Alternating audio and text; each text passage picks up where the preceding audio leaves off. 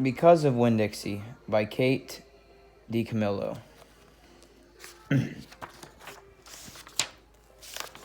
Chapter 1. My name is India Opal Bulano, and last summer, my daddy, the preacher, sent me to the store for a box of macaroni and cheese, some white rice, and 2 tomatoes, and I came back with a dog. This is what happened. I walked into the produce section of the Winn-Dixie grocery store to pick out my 2 tomatoes, and I almost bumped right into the store manager. He was standing there, all red-faced, screaming and waving his arms around. "Who let a dog in here?" He kept on shouting. "Who let a dirty dog in here?" At first, I didn't see a dog. There was just a lot of vegetables rolling around on the floor, tomatoes and onions and green peppers. And there was what seemed like a whole army of Winn-Dixie employees running around waving their arms just the same way the store manager was waving his. And then the dog came running around the corner.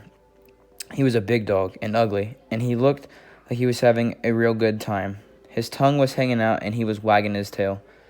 He skidded to a stop and smiled right at me. I had never before in my life seen a dog smile, but that is what he did. He pulled back his lips and showed me all his teeth. Then he wagged his tail so hard that he knocked some oranges off a display, and they went rolling everywhere, mixing in with the tomatoes and onions and green peppers. The manager screamed, "Somebody grab that dog!" The dog went running over to the manager, wagging his tail and smiling. He stood up on his hind legs. You could tell that all he wanted to do was get face to face with the manager and thank him for the good time he was having in the produce department. And somehow he ended up knocking the manager over. And the manager must have been having a bad day, because lying there on the floor, right in front of everybody, he started to cry. The dog leaned over him, real concerned, and licked his face. "Please," said the manager, "someone call the pound."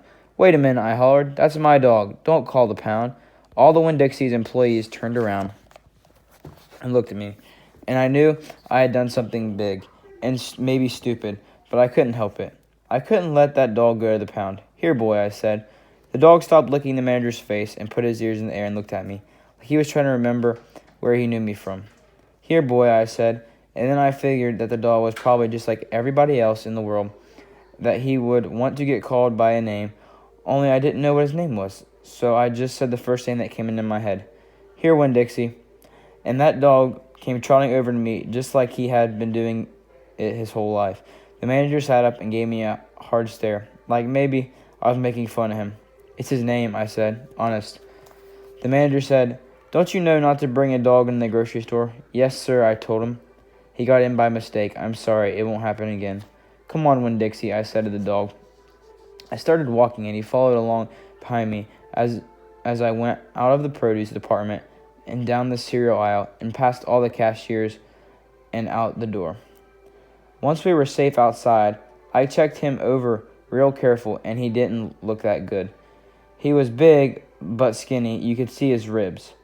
And there were bald patches all over him, places where he didn't have any fur at all. Mostly, he looked like a big piece of old brown carpet that had been left out of the rain. "You're a mess," I told him. "I bet you don't belong to anyone." He smiled at me. He did that thing again, where he pulled his lips and showed me his teeth. He smiled so big that it made him sneeze, and it was like he was saying, "I know I'm a mess. Isn't it funny?"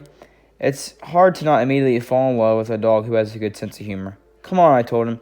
"Let's see what the preacher has to say about you." And the two of us, me and Winn-Dixie, started walking home. Okay, see you guys tomorrow.